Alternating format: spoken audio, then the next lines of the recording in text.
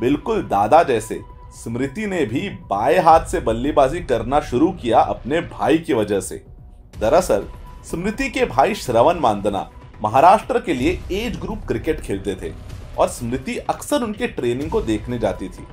उसी दौरान उन्हें क्रिकेट से प्यार हो गया, मगर ज्यादातर घरों जैसे छोटे भाई या बहन को बड़े वाली की चीजें इस्तेमाल करनी पड़ती है और उनके भाई थे बाएं हाथ के बल्लेबाज यानी लेफ्ट हैंडर, तो स्मृति भी बन गई लेफ्ट हैंडेड बैट्समैन। जबकि बाकी जिंदगी में ना स्मृति और ना ही उनके भाई लेफ्ट हैंडर है। और सिर्फ यही नहीं, सुबह उठकर अपने भाई के साथ उनके ट्रेनिंग में बॉल कलेक्ट करने जाने वाली स्मृति ने अपने स्टांस से लेकर अपना पूरा गेम अपने भाई जैसा बनाया। अब उनके बैटिंग स्टाइल में भले ही उनके भाई का इन्फ्लुएंस हो, मगर स्मृति के बैटिंग पोजीशन पे इन्फ्लुएंस रहा उनके पापा का। वो कैसे? स्मृति के पापा ने उनके टैलेंट को पहचान कर उन्हें क्रिकेट कोचिंग के लिए भेजना शुरू किया। तब वो महज 11 साल की उम्र में ही अंडर 18 के सिलेक्शन के लिए पहुंच गई। अब उन्हें भरना था एक लंबा सा सिलेक्शन फॉर्म। एक 11 साल के बच्चे को शायद ही फॉर्म की सारी जानकारी होगी, तो उन्होंने अपने पापा से पूछा, पापा यहाँ एक सेक्शन है batting position, opener, middle order या लोअर ऑर्डर, मैं क्या भरूं? तो पापा ने भी कह दिया, भर दो ओपनर, ज्यादा बॉल खेलने मिलेंगे। और ऐसे टीम इंडिया को मिली एक जबरदस्त ओपनर। वैसे कई सक्सेसफुल ओपनर्स जैसे स्मृति ने भी अपने करियर की शुरुआत मीडियम पेसर के तौर पर की। शायद ये अच्छे ओपनर बनने की प्रक्रिया का हिस्सा ही है। खैर, एज ग्रुप में क्रिकेट खेलते खेलते उनके हाथ आई राहुल द्रविड़ की बैट। ये भी बहुत दिलचस्प कहानी है दोस्तों।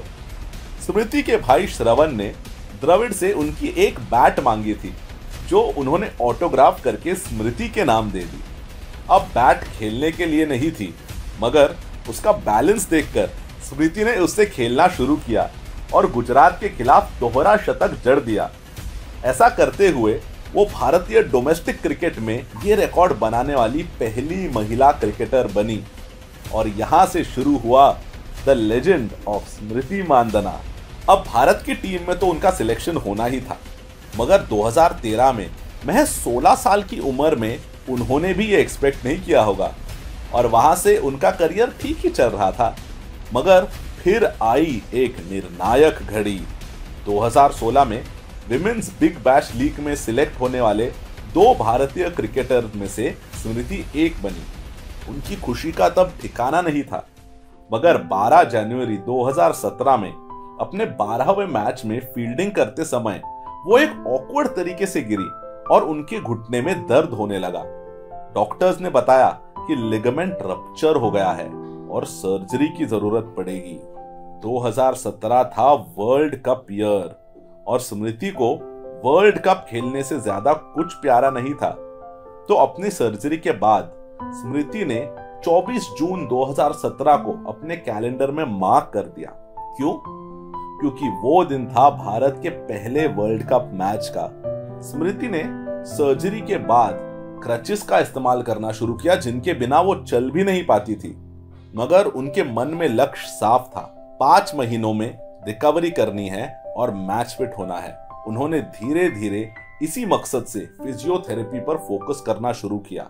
जब बाकी टीम वर्ल्ड कप क्वालिफायर और साउथ अफ्रीका के खिलाफ क्वाड्रेंगुलर सीरीज खेल रही थी, स्मृति बस टीवी पर मैच देखकर खुद की ओपनर के पोजीशन में कल्पना करती रहती। आखिर टीम सिलेक्शन का समय आया तो सिलेक्टर्स ने स्मृति पर विश्वास दिखाकर उन्हें टीम में तो ले लिया, मगर इंजुरी से वापस आई महज 20 साल की स्मृति टीम के सबसे जूनियर प्लेयर्स में से थी। ऐसे प्लेयर को बिना मैच प्रैक्टिस के ग्राउंड में उतारना रिस्की हो सकता था, खासकर जब opening match home team England के खिलाफ था। कप्तान थी मिताली राज और उन्होंने फैसला लिया कि ये रिस्क तो लिया जाना चाहिए। प्रेशर बढ़ गया जब मैच में इंडिया की पहली बैटिंग आई। स्मृति पूनम राउत के साथ फील्ड पर उतरी। सबने सोचा शायद पिछले 5 महीने उनके मन में चल रहे होंगे, मगर स्मृति इस पल की हजारों बार कल्पना कर चुकी थी।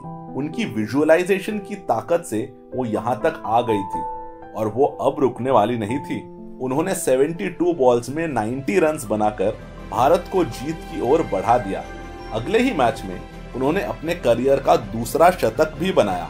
एक गहरे कुएं से उभरते हुए स्मृति को रोशनी दिखने लगी और उसके बाद किसी ने इस योद्धा पर शक करना सही नहीं समझा।